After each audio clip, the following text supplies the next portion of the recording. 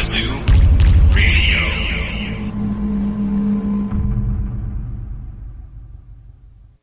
I am not crazy. I'm just a little emotional right now, okay? Y'all throwing all this stuff at me, man. But after this is over, could I, get a hug from you or something? Can you dig it? Can you dig it? Can you dig it?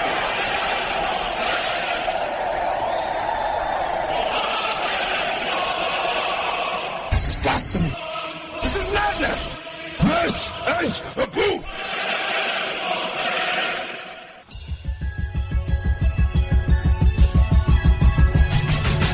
That's how you take down a motherfucker. Oh, that's right.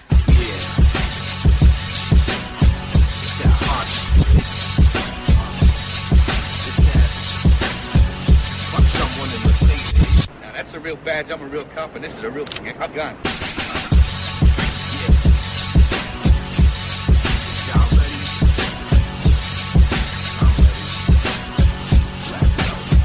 Conan, what is best in life? Crush your enemies, see them driven before you, and to hear the lamentation of your women.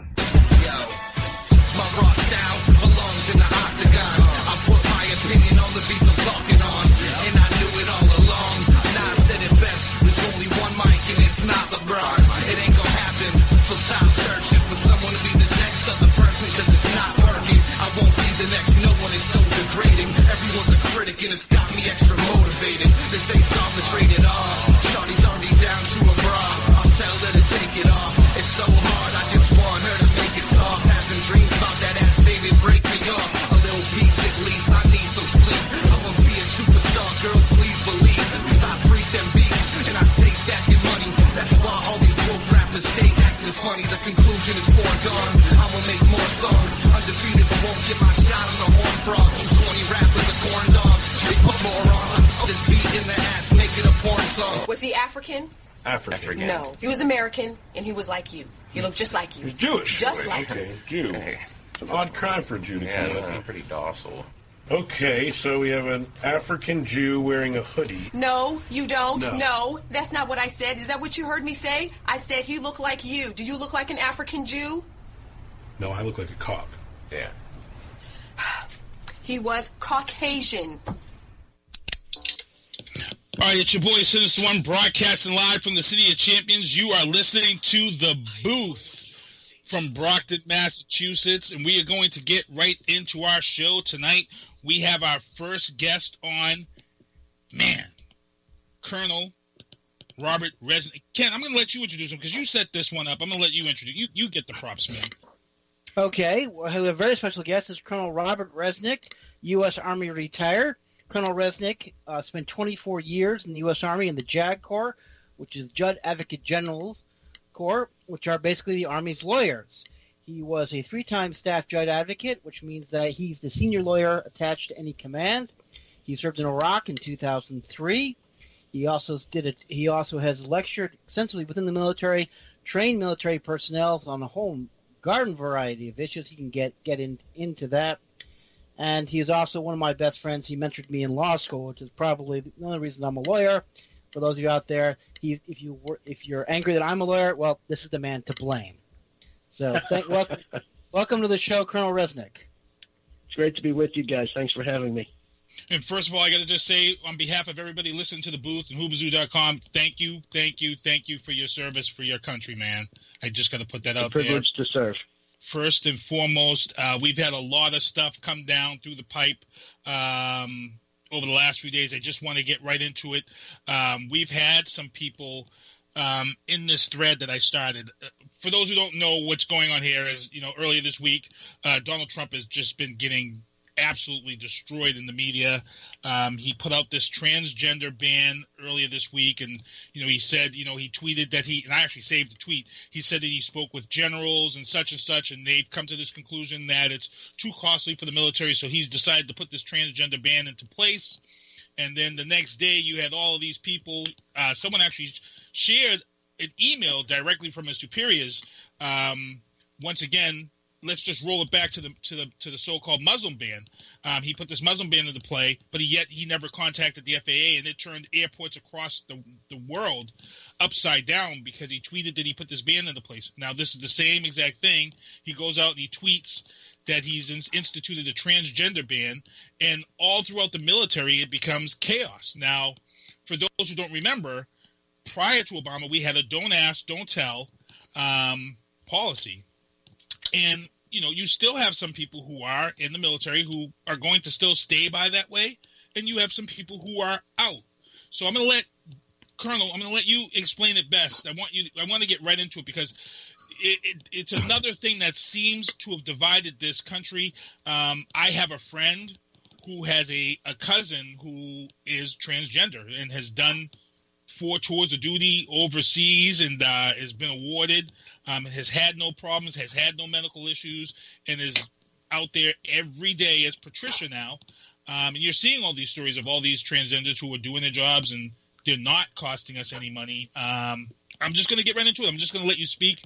You're the guy. You're the legal guy that's on it. I don't know crap about this, so I'm just going to let you rip, man.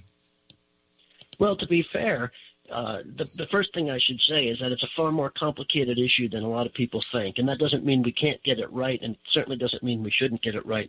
But it means that it's not as easy as some people might think it is. And in fact, because it doesn't just start with an issue of discrimination. I think most people are against that type of discrimination.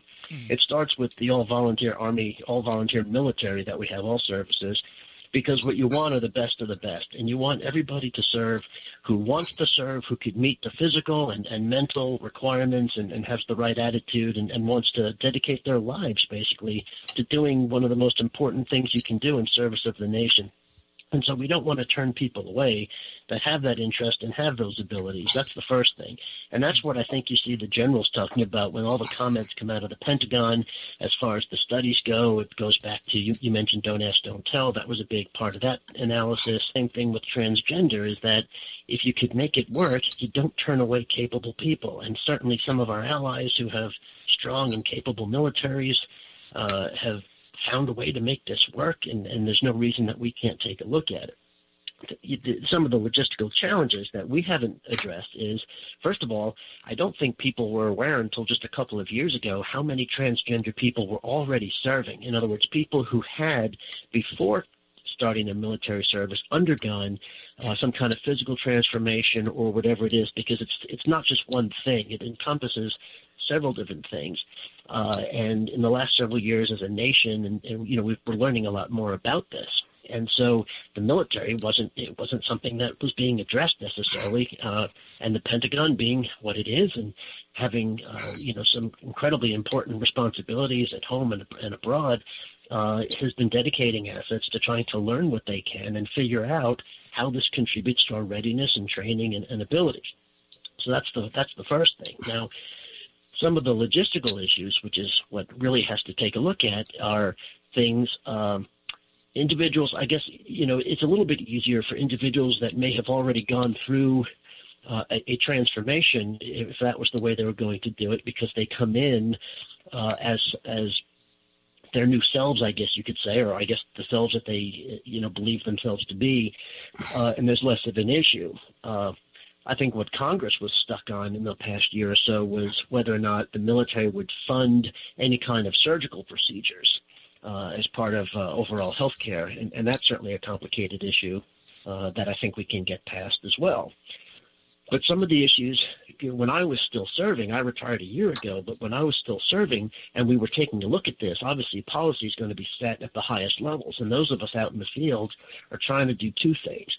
We're trying to figure out what do we do to make sure that everybody's treated with dignity and respect, because that's not just a slogan. That is exactly what senior leaders are required to do.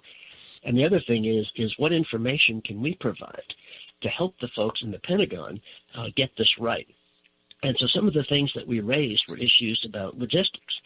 If you switch, and I hate to use these terms, I know that I don't mean to be insensitive. I don't even know some of the exact medical terms, but when you go through a transformation, a physical transformation process, in the military, we still have some gender-based issues. For one big example would be the physical fitness requirements and the the physical fitness tests we have to take.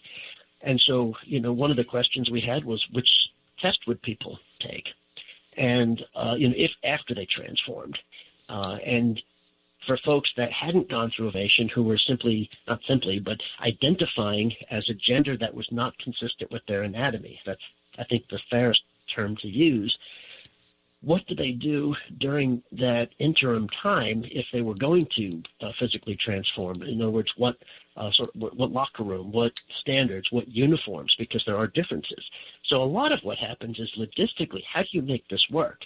Forget the discrimination. We're going to get past that as a nation. We always have.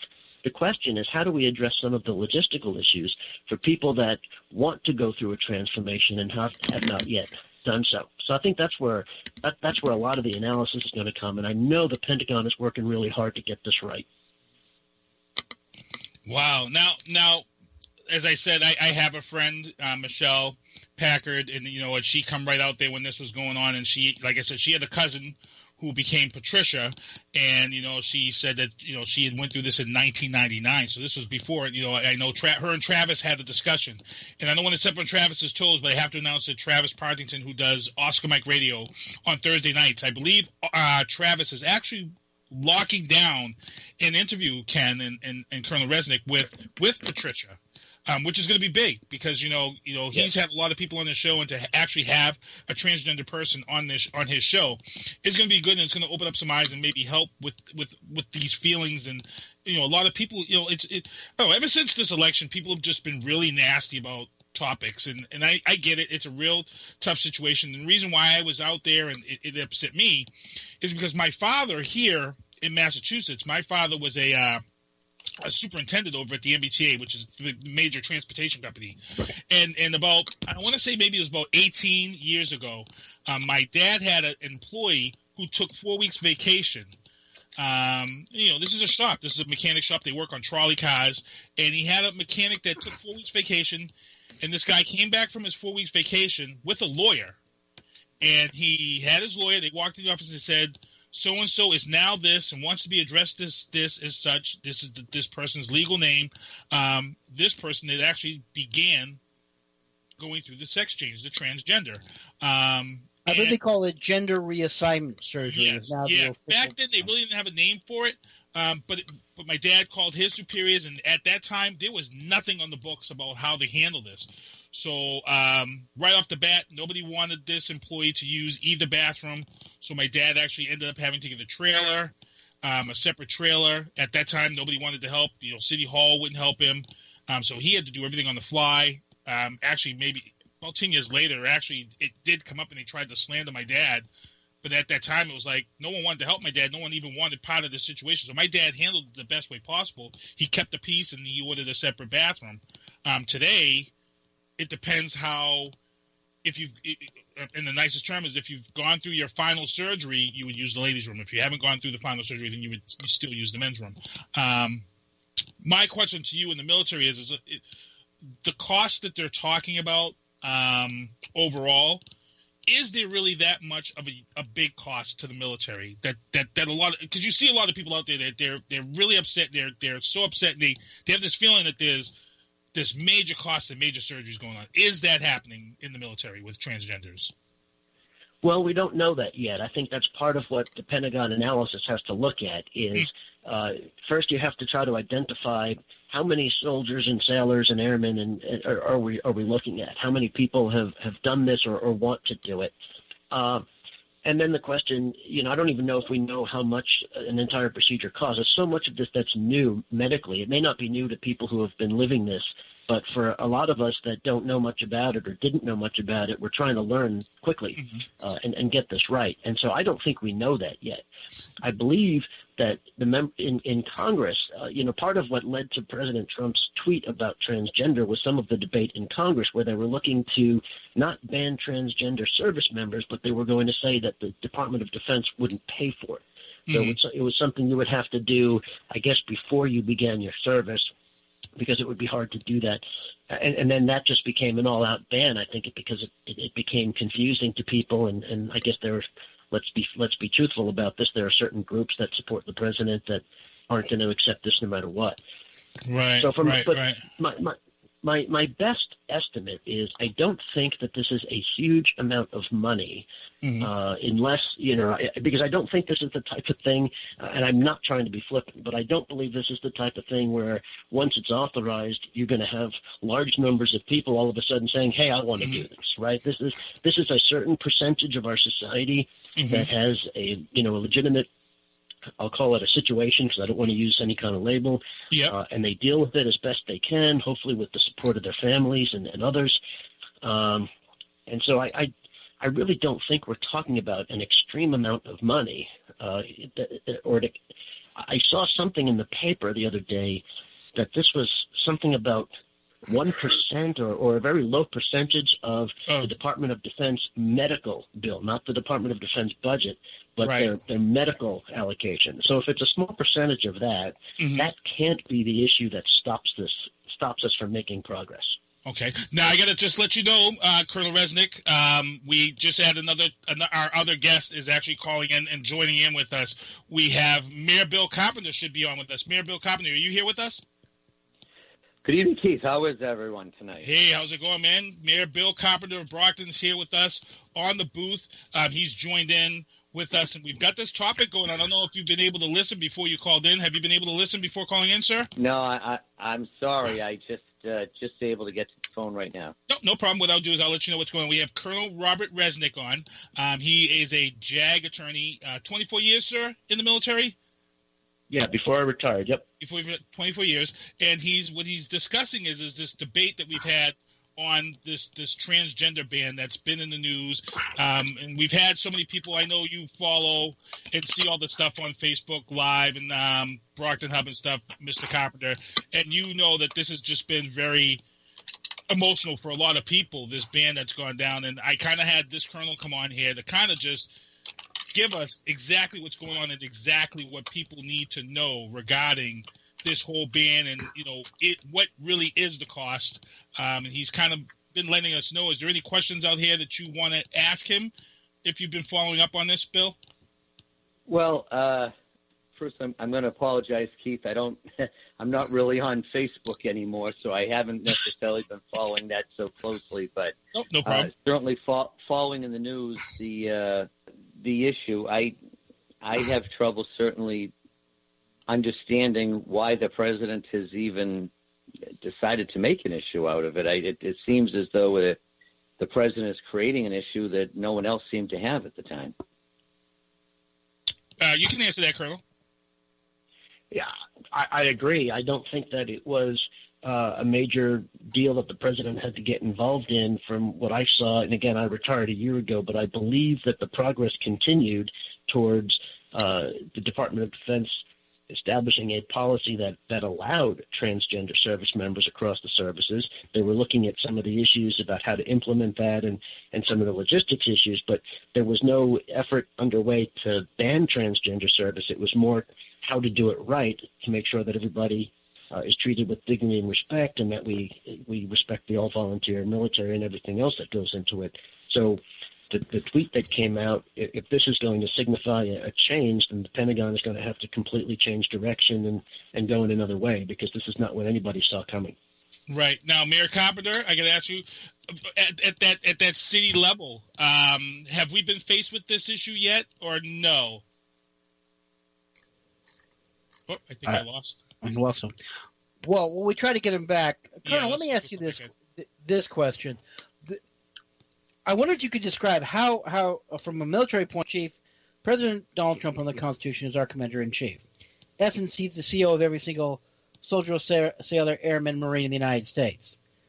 How does he go about, officially issuing an order for the troops to follow in the field? I mean, I heard some comments said we don't follow orders on Twitter. Well, that's certainly true. I mean, a lot of people are trying to cut the president some slack because he doesn't have the political experience that other presidents have. But I'll tell you that that's not really a good answer. The fact is, when you're the president, you have people in the White House and in the Pentagon that know how to do these things correctly. And The Pentagon, being the large bureaucracy that it is, having people in harm's way around the world, the incredible mission it has to train and maintain readiness and everything that goes into it, there's an established way to do this the right way. And I don't think that'll surprise anybody in this country, that there's an established, not just chain of command, but a procedure for issuing commands. The president, as commander-in-chief, the Constitution, one of the things that the founders of our nation got extremely right was civilian control of the military. You won't see a lot of disagreement over that even in the Pentagon. It's a smart thing to do for a lot of reasons, and that will be a separate topic on your show. But the point being that the president doesn't directly get out there and lead. This isn't like I guess someone in front of the formation and in a battle formation kind of thing. But the president has incredible responsibility and control and power and authority. But he exercises that, first of all, by listening to the Secretary of Defense and the Joint Chiefs of Staff, who are his official advisors on these things. And when the president wants to ask questions and make decisions, it's done back through that process, and that's all codified in statute. So there are people there that know exactly how to do this. It's not a new thing. We've never done it by tweet. I mean, think about that. Think about the thousands and thousands of people who work at the Pentagon alone and are stationed around the world. They're supposed to be reading any president. Let's not use President Trump, but any president, to see what they're tweeting about that day. No, of course not. It's absurd.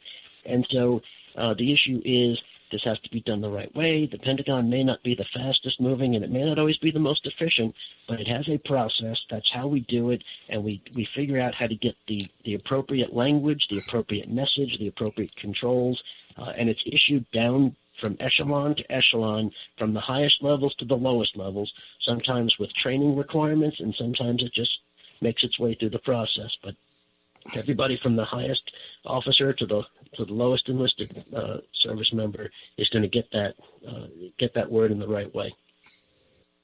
Wow, great stuff. Now that number, like you said, there was a number thrown around there. They were saying like 15,500 transgenders are in the military. It actually jumped up to 60. I don't know what the exact number is, but again, we had that don't ask, don't tell. There could still be a lot of people out there who are still sticking by the don't ask, don't tell, and they're just keeping their mouth shut. So, again, I know Michelle Packett, and I thank her a lot for telling us, what she told us, but she had told me that the military is the biggest employer of transgender people. And I was like, wow. And I said, when you go to the registry now and go and renew your driver's license, it's now on that form. I saw that 5 years ago, and I told someone, I said, wow. I said, that's letting you know right now that there are a lot of transgender people in this society, because if you have to put it on a driver's license application, that means that there is enough people out there that you have to have that on there.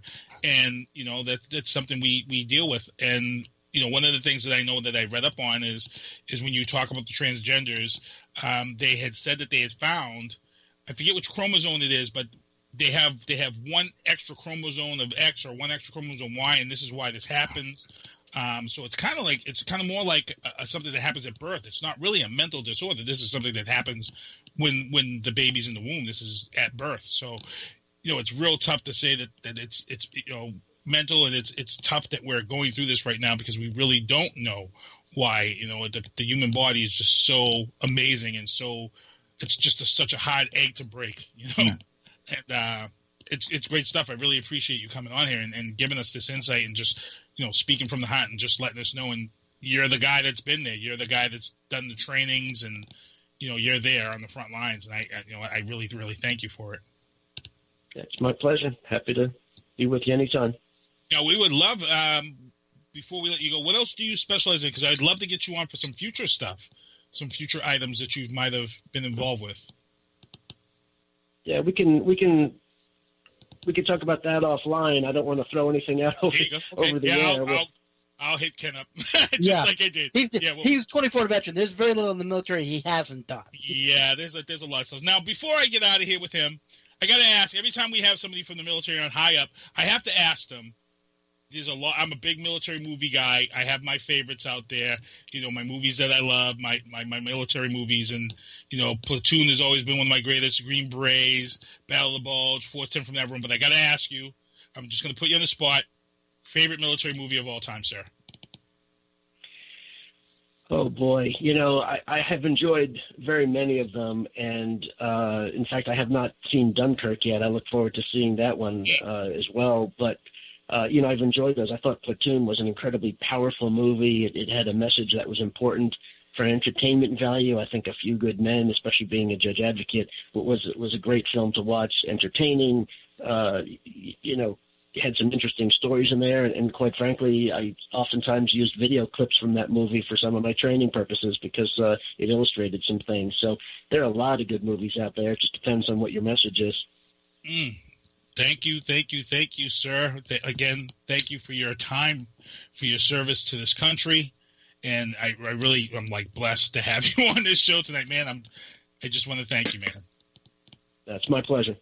No problem. And Ken, thank you for this. This was a great call. I hope we've cleared up some stuff for people out there. And, I just wanted to get that out there and, because it's so much emotions involved with this. And that's why I wanted to make sure we had somebody on who could kind of ease that stuff that's going on, to be honest. It's bad. I just wanted somebody who could give an open opinion, and that's in those trenches and be able to speak on it. And I thank you, sir. And, all right, so we're going to let Mr. Resnick Colonel Resnick, son. Colonel Resnick go. But like I said, he was a great call. And we're definitely going to get him on again, but we'll talk about that. I'll talk about that off here with Ken. Anybody want to go on our Facebook page, if they ever want us to have him on and have questions that they may want us to ask him, you could actually jump on our booth Facebook page and say, hey, if you guys are going to get Colonel Resnick on again, I got to ask this, blah, blah, blah, blah, blah. And then, we'll try to get those questions in. But again, sir, I thank you for calling in, and we're going to get ready to get the mayor on. All right. Have a great rest of your show. All right, man. Take care. Thank you very much, sir. Yep. Take it easy. Sure. All right. Great stuff, Ken. Thank you. No problem. You should know, for those of you who have seen this television show JAG, which Rob actually didn't say. He was one of his favorite shows, although he said, as he said, that's a very nice. It's a very nice way of showing exactly what we don't do. Mm-hmm. He said there's one scene where Lieutenant Commander Rabb discharges a firearm in open court, and he said if we ever did that, first of all, if you brought a loaded weapon to court, they would tackle you. And then if you would ever put off a weapon in open court, you would have been court-martialed for just unauthorized discharge of a weapon. But all right, so we're gonna get the mayor back on here. The mayor called in. He'd asked himself a question, but he was listening.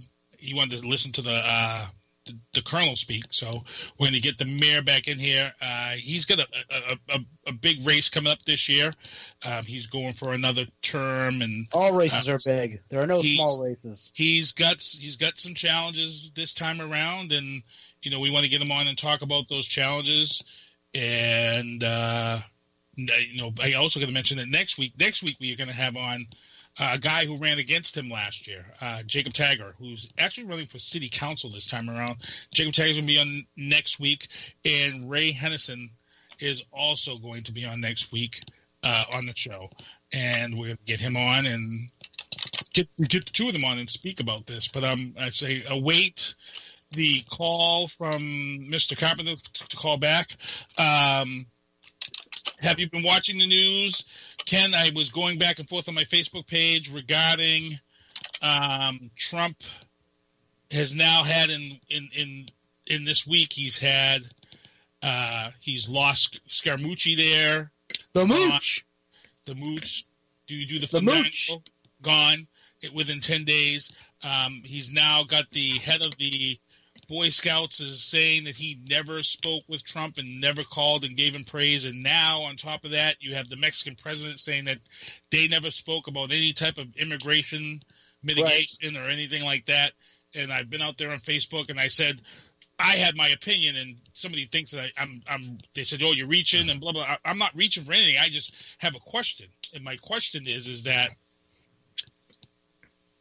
is Trump, because he's got an ego and because he does things a certain way, is he not checking the credentials of people when he calls or talks to these people by phone? I mean, it just seems weird that all these people are coming out now and they're saying that they have not spoken with Trump now. There's a great line from Seinfeld. I don't know if you ever watched that television show. From George Costanza, who, by the way, is my hero. He's one of the supporting characters. He's played by Jason Alexander, a very talented actor. And there's a great line that I always use. It goes, "It's not a lie, Jerry, if you believe it." Mm-hmm. I honestly think Trump believes everything he says. Mm-hmm. It doesn't make it true. He honestly believes that he had a conversation with the head of the Boy Scouts, and he prays on him. I honestly believe that. He honestly thinks he does, even though it didn't happen. Mm-hmm. He is just believes that anything he says is true. He lies. He lies so compulsively, he doesn't realize he's lying. So you believe, and I don't want to believe that, Ken. I don't want to believe that the guy is absolutely lying to America, lying to our faces. I just don't want to. I don't want to believe that. I don't want to believe that this is a guy that's doing something like that. I want to believe that maybe, just maybe, he's got a big ego and his checks and balances are wrong, and he doesn't have the right people in place to check the credentials of people when they call or talk to people. I want to feel like maybe that's the problem. No. I worked on the Senate. I was working on the Senate staff of Pat Leahy years ago before the electric light was invented, and I can tell you how calls like this are routed. First of all, the president doesn't pick up the phone.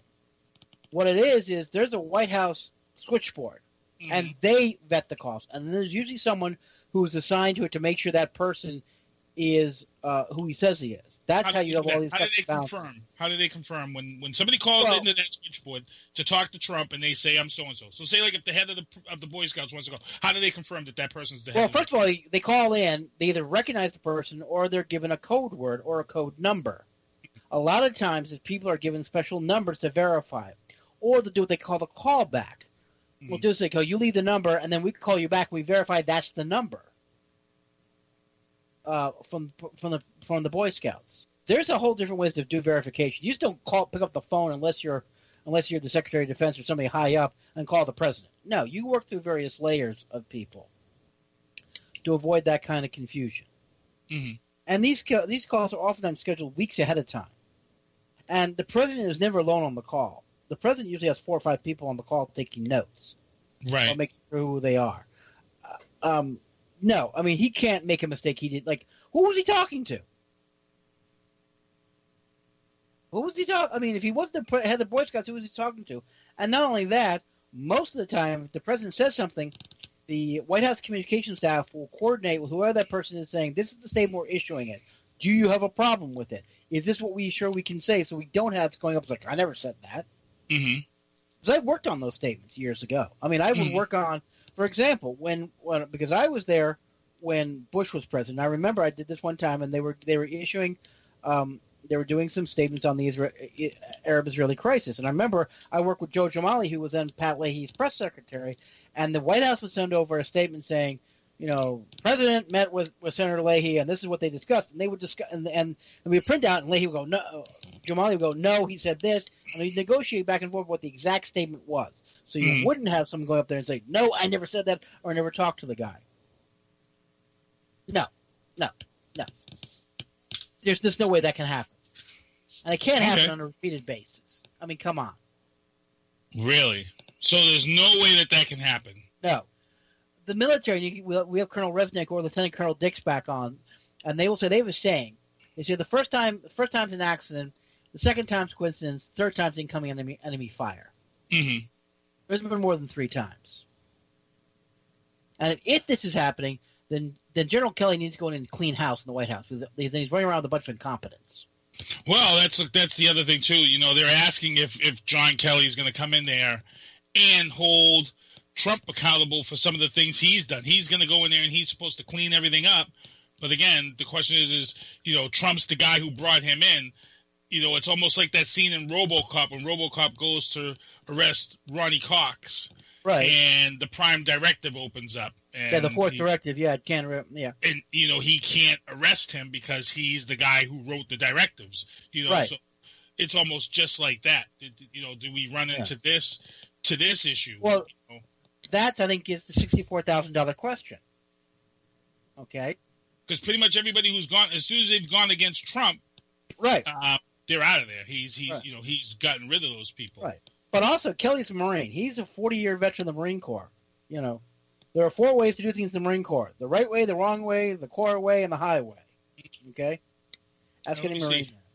All right, I'm going to try to see if I can get the mayor back in here. So, I mean, it could be the fact that, Trump is going up against a personality that is as tough, has got an ego as big as his, and he might not care. Go ahead, fire me. I don't care. I got a pension. I'm a former Secretary of Homeland Security. You think I need a job? Think I give a damn? But I think you're right. I think Trump's looking for a guy who has personal loyalty. He's looking for a Luca Brasi. Sorry, the person you are trying to reach has a voicemail box that has not been set up yet. Please try your call again later. Goodbye. Implement. Like, for example, I'll give you a prime example. When Obamacare came down, okay? How many hearings did they have on Capitol Hill about it? How much debate was it? And then they established it. And then there was a run-up time because it was passed, it was signed into law, and then it was 6 months later we rolled out the website. It was a disaster, but we rolled it out 6 months later. Why did they do that? Mm-hmm.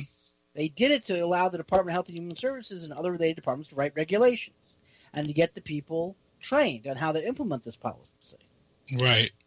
You just can't go on Twitter and say, we're changing this tomorrow. If you look at all legislation, it always has, there's a line in it that says what the effective date's going to be. And it's usually 6, 8, 12 months away. And again, also there was the other thing is that you have this whole issue that gender is now a protected right. It's race, religion, creed, now gender. So again, you paint all transgenders with a broad brush, and right, exactly. Here's the thing. Well, then define a transgender person as someone who wants to get gender reassignment surgery. Someone's already had it. What do you do with those people? And how do you deal with how do you separate the people in the military? Do you give them a dishonorable discharge? Well, if it's not a mental illness, you're just changing the policy. You're going to run into problems regarding ex post facto, which is making a law after something has happened. Mm-hmm. This is, and as I said, there was some officer anonymously quoted that we don't follow orders from Twitter, and that's what Colonel Resnick said. There's a command authority, echelons, he consults with the Joint Chiefs of Staff and Secretary of Defense. They pass it down the chain of command. Yeah, well, it's like in the chain of command. Well, it's like the FAA when he instituted the so-called not a Muslim ban. I work up at Logan. And when he instituted that ban, it turned everything upside down at airports across the world. And they were up there protesting at the airport and everything. It was a pretty bad situation. And it was horrible because not only that, the people who were in charge of implementing the ban didn't even have the order. Mm-hmm. Because no one at the office of the secretary, which is an office within the White House, who's in charge of distributing it, thought it was important to send out the copy of the order to everyone. Think about that. You are head of Customs and Immigration Customs Enforcement at Logan Airport, and you've heard about this travel ban. How do you apply it if you don't know what countries are implicated? What's its effective date? What do I do with these people? So I mean that's kind of the thing. Hello? He put it into place.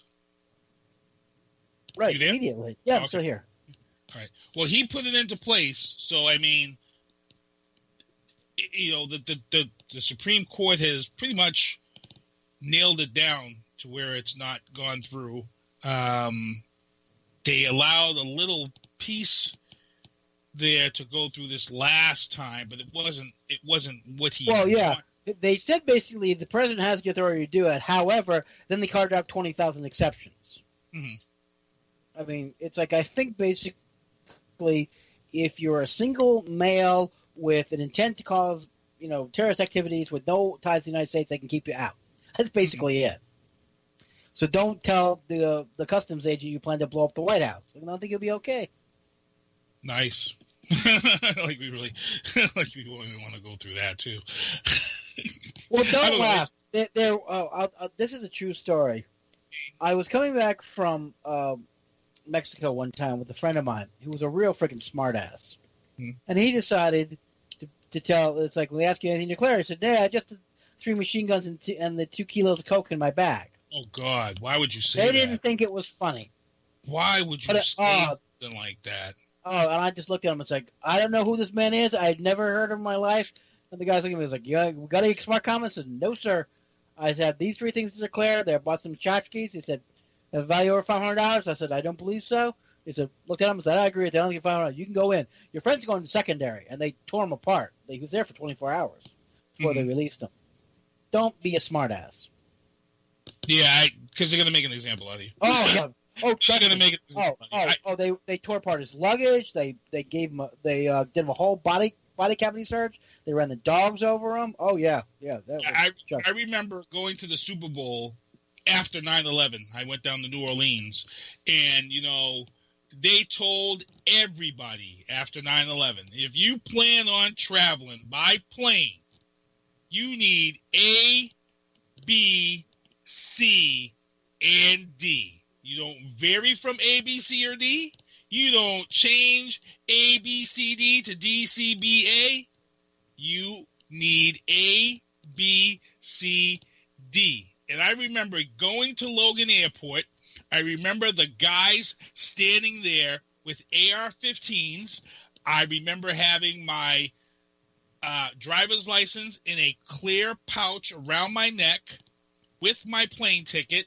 I remember having my one carry-on with my credentials and my other stuff that I needed.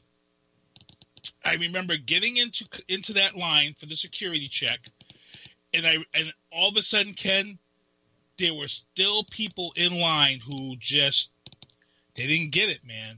Didn't get it. Guys with pocket knives. Oh, yeah. Guys with nips. And I'm like, man, they told you. A, B, they weren't messing around at the airport after 9/11. No. Not at all. And when we got to New Orleans and got off, we were greeted by a freaking tank. When we got off in New Orleans, there was a tank outside the airport. There were tanks at the Superdome, outside the Superdome. And there were like 8 checkpoints before you even got into the Super Bowl. They weren't messing around. So when you talk about not varying and not making jokes at the FTA and in the military, there's just some things you just don't do. It's like these idiots who get set on planes and scream, I'm going to blow the plane up. That's right, exactly. Yeah, no, that doesn't get you anywhere fast. Except getting thrown off. It's like, exactly. You just don't screw around with that, You've got U.S. Marshals hidden on the planes. You've got customers on the plane who are upset now because 99% of the time they hold the plane when somebody yells at them. Absolutely. They'll hold the plane, and they'll just, they'll lock it down. Oh, yeah. They don't screw. There is zero tolerance. Yeah. Crazy stuff. For example, we have now banned cell phones in the courts of Massachusetts. Okay? There are huge signs all over the court. Do not bring your cell phone in here. Yep. Okay? Do you know how many times I go in there and people prefer to bring their cell phones? Oh, I didn't realize it. There's a big sign outside that says, do not bring your cell phone in. There is. Now, what if you have evidence on your phone, like photos? What do you do? You just tell them that you have evidence? No, what happens is if you have evidence on your phone, the chances are that you've given it to the DA or the PD ahead of time, and they download it into another medium. But what if you're going there to file a restraining order, and you have the evidence on your phone to file the restraining order? What you do is you surrender to the court officer, and they take possession of it. Okay, all right, got it. And then they will say, okay, you got possession, okay, and then they will bring it to the DA's office. They'll take a look at it. They'll show it to the judge, and then then what will happen is they'll when you're done, they'll walk downstairs and give it back to you. Okay. All right. Yeah, because I know there's a lot of people that I've seen that happen before, where people will say, "Oh, I had a car accident," and the pictures of my phone, because a lot of people keep everything on their phone now. Right. Now, if you know ahead of time, they said, "Well, you got to download it." If you're just coming in, like I said, for a restraining order hearing, the court officers, the white shirts, we call them. See, now for me, I would argue that point, because I'm going to tell you, look, download it because on my phone it's time stamped. It has everything I need there for evidence. So I would rather just give it to the person that's checking the sent. Most of the time, what you have to do is you have to give notice ahead of time. Okay. So you can't just walk in one day and it's like, no. You got to give us advance notice. The mayor's assistant, Peter Zimbor, has hit me up. They're going to reschedule. He's going to actually call back in to our show, and that way he'll be able to give us an ample amount of time to talk about this upcoming election, which is good because he does have, I got a lot of questions for him. He does have a tough race with the youth of Brockton this time around. He's going to be happy because, the youth is out there and, they're getting their names out there. And, you got a guy like Jack Lally, who is the Ward 6 kid over there. He's a young gentleman over there. He's the ward rep for Ward 6. But he's a very young kid, but he's doing things over there.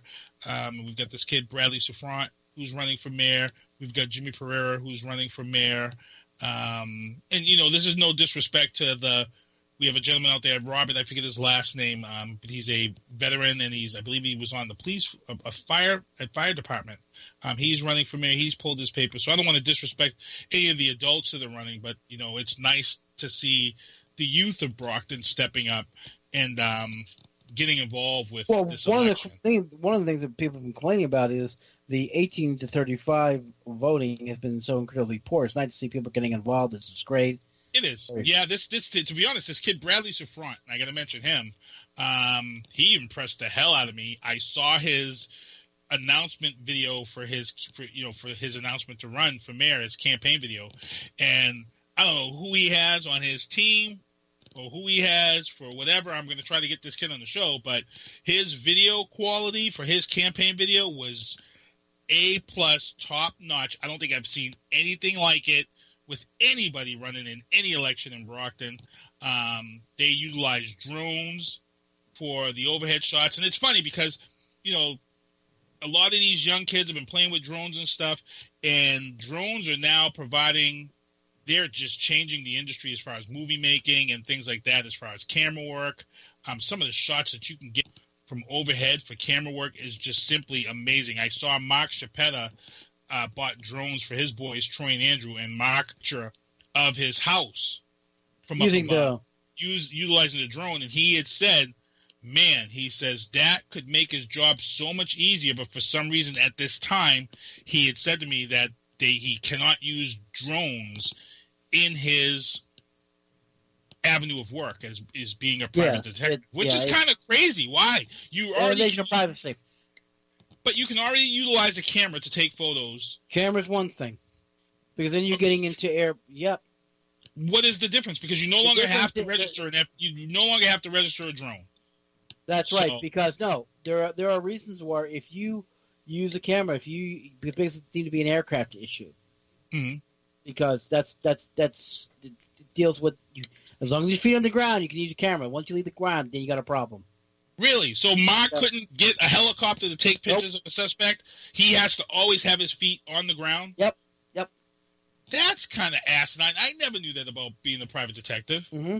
There's very strict rules. Ask him. We'll have to bring him on and talk to him about it. Oh, yeah. I definitely got to get him on, and we got to talk about that. That's kind of asinine because a drone is a game changer. Because that's what they're worried about. The issue about spying. Because remember, the idea is you can do a lot more from the higher up. You can do. If you're in a helicopter, you can see a lot more things than you see on the ground. Oh, you're damn right. And you can see into people's houses from the up high, and backyards. If you have a fence, if you're up high, you can see over the fence. Yeah, I just think, like I said, it's a game changer for private detectives. I think we'll have to book Mark and get Mark on. We'll have to get Mark on the phone. Yeah, we'll have to get him on and talk about that because, the business for him has been changing fast. I got to thank everybody for hanging around with us tonight on the booth. I want to thank Colonel Robert Resnick for coming on with us. Colonel Robert Resnick, JAG Officer. Man, some great stuff from him. This is going to be a great podcast. I got to thank some people hanging out in the chat. We got our Facebook Live going out. Cal Jackson, they got a show out there called From the Bottom podcast. Damn good podcast. I listen to these guys religiously. I love their show. Cal and Jerry, they're holding it down. They've got a great piece of entertainment out there. They're actually starting to get involved with some of these tough conversations. I heard an old show from a few weeks ago. They were talking about step parents, and I'm like, man, I could so relate to that. There's some things that I'm doing here that I've never been involved with before. I never raised daughters before, and now I've got to a 14-year-old daughter, a 19-year-old daughter with a kid on the way, and I've got a 10-year-old daughter who thinks she's 21. So, you know, and girls are completely different from boys. Oh, yeah. It's funny because different species. Rick Sinnott just had celebrated the birthday. I got to say what's up to Mailman Rick. Mailman Rick and me had a challenge one time, and we did a stand-up competition. And I'm like, man, if me and Rick was to ever revisit that challenge once again, I would have so much material this time for for stand-up comedy. Being the father of girls now, cheese and rice, man. There's just so much. And then, man, it's just crazy. But we got to get out of here. I'm going to let Ken say his goodbyes, and then I got to make some announcements, and then we're going to get out of here. Okay, big shout out to my buddy Colonel Resnick. Thanks, Rob, for showing up. Also to my buddy James Hassan. Speedy recovery, my friend. My friend James Hassan was involved in a very nasty traffic accident a couple of days ago. He's leaving the hospital today, so prayers and thoughts are with you. And to all of our 12 listeners, thank you for tuning in. Appreciate it. Thank everybody for tuning in to the show tonight. Cal Jackson, thank you. Mike Fiore, I see you're out there watching the show and listening. I'm going to be actually seeing you in a couple of weeks when me and Don go away for our 1-year anniversary. Holy Christ, just a couple of weeks away. Can't believe it's already that time of year. Melinda DeChristopher, what's up? Saying hello to her. I got to mention that I will be at the Bridgewater State University Saturday night. Bay State Buccaneers taking on the Middleborough Cobras. It's a home game for the Bay State Buccaneers. I'm going to be rocking the house. I believe Travis Partington will be there with me on Saturday night.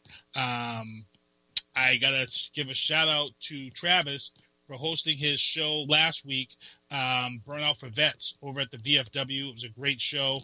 Usually we give props to these guys, and we usually interview them and have them on our show. But because his show, Oscar Mike Radio, has been doing so well, I've been trying to make sure that we get these military people over to him where it's best suited, and it's going to reach that type of audience. And it's that idea for me that we've utilized now. It looks like it's working. He's really building himself a great show. So I got to give a big shout out to Travis Partington. Oscar Mike Radio is the show Thursday nights. Drafting the circuits on Thursday nights. NASCAR's having a real tough season. The racing's been all right, but attendance-wise is NASCAR is hurting. They've been talking about this and breaking it down every week. So if you're a NASCAR fan and you saw the race last week and how empty the stands were, you want to make sure you want to listen to these guys talk to try to get to the bottom of this and figure out what NASCAR needs to do. Again, do you want to take away the safeties and put guys at risk again? Because we know 80% of the people are showing up to races because they want to see the wrecks. If you take away all the wrecks, then people don't show up. And it kind of sucks that if it is like that, it kind of sucks that we're going to have to, kind of do what we would say. I don't know, real quick before we get out of Ken, what are your thoughts? Because that's the reason why F1 is so big. F1, the wrecks are just crazy. And, yeah, I know. Look, I hate to say this, but everyone wishes these people well, but let's face it, people don't show up to watch a bunch of rednecks make left turns for 3 hours. They come for the wrecks. You take that away, it's a boring show. Yeah, and like I said, nobody wants to see anybody lose their life. But F1 and IndyCar, the people love the racing, but they're there for those. They're there for the wrecks. They're there for the crashes, and it just stinks that it's like that for some people. But unfortunately, that's what it seems like it is. They've got some really great racing. I'm a big fan of racing without the wrecks because I grew up watching racing. So I'm going to call you out because you make fun of me. Because one of the things I dislike about hockey was the fighting. And I said I'm a big fan of college hockey. They don't have fights in college hockey.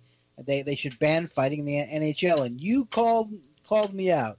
So now how does it feel now to be on the minority to ban the wrecks in racing? That's all I got to say, my brother. Mm-hmm. Hey, guys. The dark side. Training camp has begun. First preseason game is Thursday night. Pats at home are going to be here. Look. I just want to say I seen Brandon Cooks on the field, and I was watching some of that video.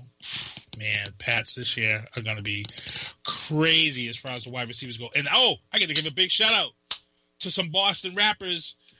Acrobatic, he's been on this show. Mr. Lift, he's been on this show. They have combined forces. 12 years ago, they released an album. They've decided to bring their forces back together. The Perceptionists is the name of the group. The album is called Resolution. And look, it is absolute fire. Boston rap right now, and I'm just going to toot our horn, toot, toot, right now, that I believe, and I'm going to say this, and I'm going to make the prediction, that Boston rap is going to be the force that destroys and gets rid of this mumble rap that is invading the airwaves today on commercial radio. I'm telling you right now, I feel that this movement is to be led by Boston rappers. For the longest time, Boston rappers have been the doormat of the rap industry. You know, we've watched St. Louis come up. We've watched the South come up. We've watched West Coast blow up. We've seen New York blow up. Boston is yet to blow up. But right now, my money right now, Mr. Lift, Acrobatic, Join the Lucas, Token, those four alone right there can turn the tide and bring lyricism back to rap. Ain't gonna happen.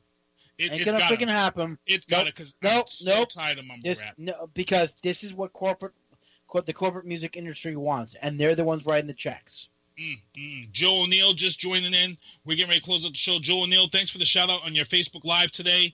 And thanks for popping in the chat right now and giving a shout out to, he said Frank is a hockey puck. Frank's not on tonight, but Joe O'Neill, I know if Frank was here, he would still tell you your Dolphins still suck regardless in the offseason.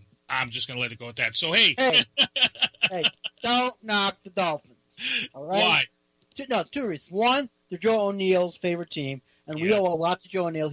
When he had the sports page Joe O'Neill, we were always on it. He always gave us time. He did give us props for helping him out with the show down there in Marshfield. So big props to Joe O'Neill, and he hooked me up with some nice boxing tickets, so I owe him for that.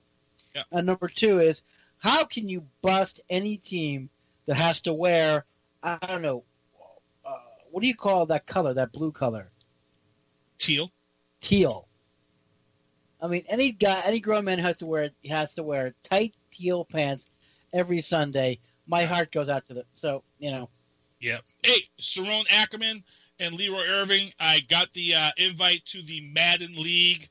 For those who still game like I do, the new Madden will be out in 3 weeks. The GOAT version is the one that everybody wants to get. And, yep, I know last year Gronkowski was on the cover. This year it's Tom Brady. And another Boston news break. Joyner Lucas has a track on the Madden game this year.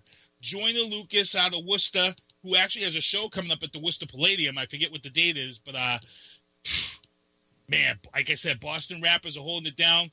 I got to say what's up to my boys, Tyreek and Terrell. Before I get out of here, they're going to see J. Cole on Saturday night at the Friday night at the TD Bank North Garden. Can you believe that, Ken? My two boys. No, don't say that. Okay, I'm done with it. I'm done. Hear me? You believe that? Dead to me. Two boys are going to a concert on their own. 21 and 18. Handsome as hell. Well, Ty's got a girlfriend. Terrell doesn't have a girlfriend yet. He's playing the field. Yeah, he's still competing.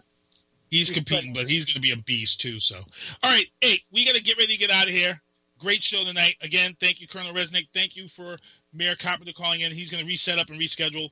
Other than that, all I got to say is, SpongeBob, you got to do the usual thing for us and take us home. Well, see you next Tuesday. Thanks for tuning in to the booth at hoovazoo.com. Please make sure to tune in for more booth next Tuesday night at 7 p.m. New York Eastern Standard Time. Become a fan on their Facebook page and check out their podcast on iTunes. The booth is hosted by Sinista1, Z-Man, and Ken Diesel. I've got to start hanging out with friends that are a little more intelligent and understand politics and stuff. It's just that I'm up on this level up here, and all my friends are down here. Me, nah. You guys, nah. Maybe a little more down in here. Screw you guys, I'm going home.